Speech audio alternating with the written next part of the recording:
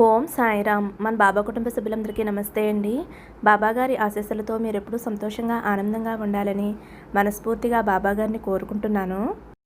Friends, బాబాగారంటే ఇష్టం ఉన్న ప్రతి ఒక్కరూ కూడా బాబాగారి కోసం ఒక చిన్న లైక్ అయితే ఇవ్వండి ఫ్రెండ్స్. మీరు లైక్ ఇవ్వటం వలన మన ఛానల్కి సపోర్ట్ చేసిన వారు అవుతారు. మన వీడియోస్ మరికొంతమంది సాయి భక్తులకు చేరుతాయండి. అలాగే ఓం సాయిరామ్ అని కామెంట్ చేయండి. ఫ్రెండ్స్, మీకు ఎటువంటి కష్టాలు సమస్యలు ఉన్నా కానీ ఒక్కసారి ఈ గురువుగారిని కాంటాక్ట్ అవ్వండి. ఎందుకంటే ఈ గురువుగారు అంజన వేసి ఎటువంటి సమస్య ఉన్నా 24 గంటల్లో ఫోన్ ద్వారా పరిష్కారం చూపిస్తారండి. ఎన్నో సంవత్సరాల అనుభవం ఉన్న దైవశక్తి కలిగినటువంటి గురువుగారండి. ఈ గురువుగారి దగ్గర చూపించుకున్న వారందరికీ కూడా మంచి జరుగుతుంది ఫ్రెండ్స్. శ్రీ షిరిడి సాయిబాబా ఆశీస్సులతోటి గురూజీ సుబ్రహ్మణ్యం రాజు గారు జ్యోతిష్యం చెప్తారు. ఫోన్ నెంబర్ వచ్చేసి 9908224144. మీ సమస్య ఏదైనా కావచ్చు. భార్యాభర్తల మధ్య సమస్యలు, ప్రేమ సమస్యలు, సంతాన సమస్యలు, విద్య, ఉద్యోగం, వ్యాపారం, స్త్రీ పురుష వశీకరణ 100% చేయబడును. మీరైతే ఒక్కసారి నమ్మకంతో ఈ గురువుగారిని కాంటాక్ట్ అవ్వండి.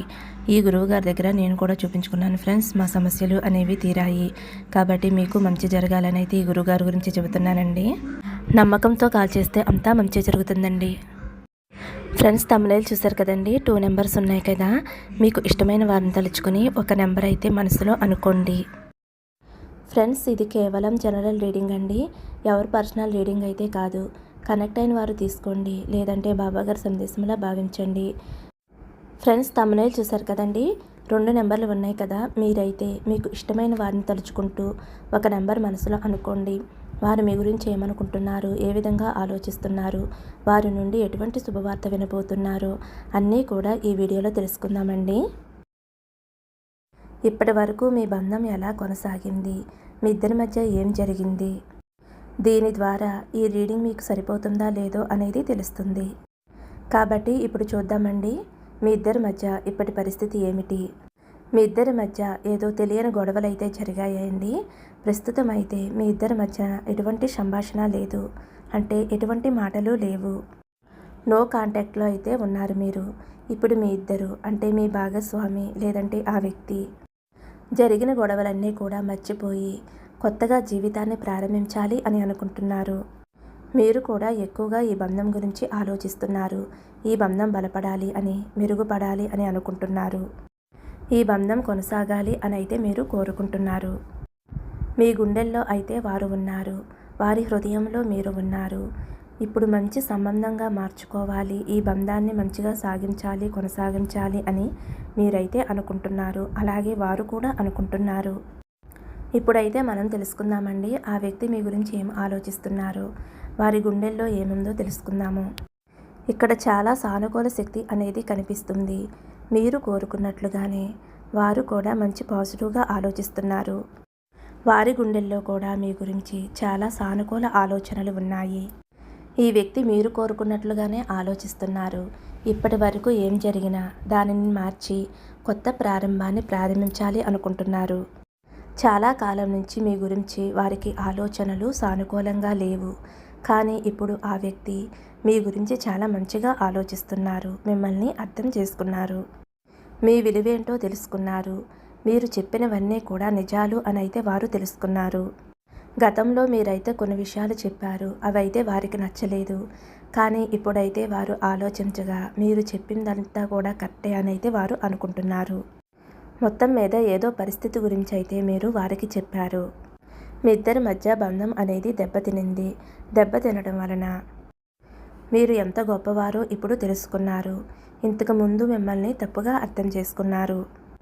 మీ ఇద్దరి మధ్య అయితే చాలా దూరం పెరిగింది. థర్డ్ పార్టీ కూడా వచ్చింది. మీ బంధానికి చాలా దారుణంగా హాని జరిగింది. థర్డ్ పార్టీ వల్ల వారు మోసపోవడం జరగడం వల్ల మీ విలువేమిటో తెలిసి వచ్చింది. ఇప్పుడు వారు అర్థం చేసుకుంటున్నారు. మీరు చెప్పిన ప్రతి మాట కూడా కరెక్టేనని. మీరు ఎంతో మంచి వ్యక్తి అని అయితే వారికి అర్థమైంది. 3 గంటల 46 నిమిషాలు. ఇప్పుడు వారికి ఏం చెప్పాలో పదాలు లేవు. ఇక్కడ కార్డులో ఉన్న రీడింగే నేను చెప్తున్నానండి. మీకు కనెక్ట్ అయితే దానిని అనుసరించండి. ఇప్పుడు వారు ఎలా ఆలోచిస్తున్నారు, నేను ఎలా నాకు ఇష్టమైన వారి దగ్గరికి ఎలా వెళ్ళాలి, వారిని నేను చాలా దెబ్బతీశాను, మీరేమంటారోనని భయపడుతున్నారు. మళ్ళీ ఇలా కూడా అనుకుంటున్నారు. ఏది జరిగినా సరే నేను ఎలాగైనా సరే వెళ్ళాలి అనుకుంటున్నారు. మొదట అడుగు వేయాలి అనుకుంటున్నారు. వారి మనసుకి అనిపిస్తుంది, మీకు చాలా బాధ కలిగింది, మీ మనసు చాలా గాయపడింది, ఇదంతా కూడా తన వల్లే అని అయితే వారు అనుకుంటున్నారు. బంధం బలపడాలి అంటే ఎలాగైనా సరే ముందు అడుగు వేయాలి అని అయితే వారు నిర్ణయం తీసుకున్నారు. వారు మీ గురించి ఇంకా ఇలా ఆలోచిస్తున్నారు. మీకు చాలా బాధ్యతలు ఉన్నాయి. మీపై మీ కుటుంబం ఆధారపడి ఉంది, లేదా మీరు కుటుంబంలో పెద్దవారై ఉండవచ్చు. అన్ని బాధ్యతలు కూడా మీ మీద ఆధారపడి ఉన్నాయి. మీరు ఏదైనా చెప్పినప్పుడు వారు అప్పుడు నమ్మలేదు. కానీ వారికి ఇప్పుడు అనిపిస్తుంది, మీరు ఈ బంధంలో ఎప్పుడూ కూడా అబద్ధం చెప్పలేదు అని. మీరు చాలా కష్టపడే వ్యక్తి.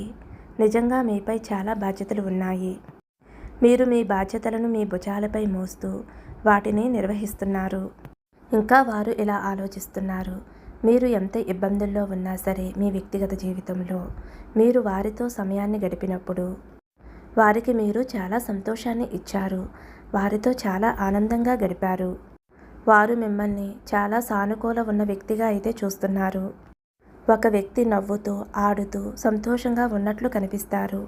కానీ అతని గుండెల్లో ఏముందో చెప్పడు. ఇంకా వారు మీ గురించి ఏం ఆలోచిస్తున్నారో ఇప్పుడు తెలుసుకుందామండి. వారికి అనిపిస్తుంది, మీరు మిమ్మల్ని ఒంటరిగా చేసుకున్నారు. మీకు ఎప్పుడూ కూడా ఎవరి అవసరం ఉండదు అని కూడా వారు ఆలోచిస్తున్నారు.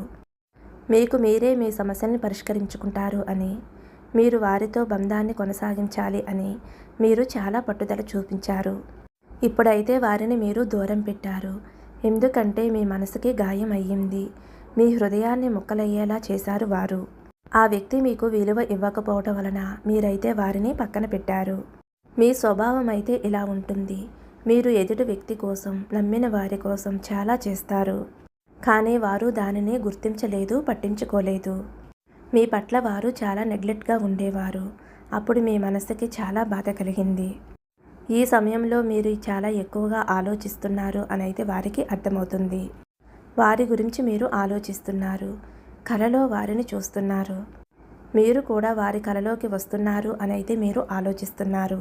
వారికి ఇలా అనిపిస్తుంది, మీకు వారిపై ఎంత కోపం వచ్చినా సరే వారిని మీరు చాలా ప్రేమిస్తున్నారు అని అయితే వారికి అనిపిస్తుంది. మీరు కూడా అనుకుంటారు, ఇద్దరి మధ్య చాలా బలమైన కనెక్షన్ ఉంది అని అనుకుంటారు. మీరు బంధం నుండి కొంచెం దూరం తీసుకున్నారు, కానీ హృదయం నుండి మాత్రం దూరం తీసుకోలేదు. ఇంకా ఏం ఆలోచిస్తున్నారు అంటే ఇక్కడ లవర్స్ శక్తి అనేది వచ్చింది. మీ ఇద్దరి మధ్య చాలా ప్రేమ ఉంది. అలాగే మీకు ఈ విశ్వం యొక్క ఆశీర్వాదం ఉంది. ఈ బంధం దైవిక బంధం. దేవుడు మీకోసం ఈ బంధాన్ని సృష్టించాడు. ఎన్ని ఒడిదుడుకులు వచ్చినా ఈ బంధం విడిపోలేదు, విడిపోదు కూడా. ఎందుకంటే లవ్ అనే కనెక్షన్ ఉంది. ఈ వ్యక్తి చాలా బలంగా కోరుకుంటున్నారు మీరే కావాలి అని. మీపై చాలా ప్రేమను పెంచుకున్నారు. ఇవన్నీ కూడా వారి గుండెల్లోని మాటలు. ఈ వ్యక్తి మీకు క్షమాపణ చెప్పాలి అని అనుకుంటున్నారు. వారు చెడుగా చేసినవన్నీ కూడా మీ ముందు ఉంచాలి అని అనుకుంటున్నారు. వారైతే ఇప్పుడు జరిగిన దానికి పశ్చాత్తాపడుతున్నారు. తనని తాను తిట్టుకుంటున్నారు. మీ విషయంలో చాలా మిస్టేక్ చేశాను, పెద్ద తప్పే చేశాను అని వారైతే చాలా పశ్చాత్తాపడుతున్నారు. ఇప్పుడైతే వారి హృదయం నిండా మీరే ఉన్నారు. మీరే కావాలి అని కోరుకుంటున్నారు. మిమ్మల్ని వివాహం చేసుకుని మీతో సంతోషంగా గడపాలి అని కోరుకుంటున్నారు. ఒకవేళ వివాహం జరిగిన వారైతే మీ భర్త అయి ఉండవచ్చు, లేదంటే మీ భార్య అయి ఉండవచ్చు. వారైతే ఇలా అనుకుంటున్నారు, మళ్ళీ కొత్త జీవితాన్ని ప్రారంభించాలి, మునుపటి గొడవలన్నీ మర్చిపోవాలి అని అయితే వారు అనుకుంటున్నారు. వారైతే బలంగా కోరుకుంటున్నారు మీ వద్దకి రావాలి అని, మీతో మాట్లాడాలి అని. మీ లైఫ్ అయితే చాలా చాలా బాగుంటుందండి. చాలా పాజిటివ్గా కనిపిస్తుంది. యూనివర్స్ మీకు చాలా సహాయం చేస్తుంది. యూనివర్స్పై నమ్మకం ఉంచండి. దైవం మీద నమ్మకం ఉంచండి. అంతా మంచి జరుగుతుంది. రీడింగ్ కనెక్ట్ అయితే ఒక చిన్న లైక్ ఇవ్వండి. ఇప్పుడు 2వ నెంబర్ అండి. 2వ నెంబర్ ఎవరి కోసమైతే కోరుకున్నారో వారు మీ గురించి ఏమనుకుంటున్నారో తెలుసుకుందాము. మీ బంధంలో అయితే చాలా దూరం వచ్చింది.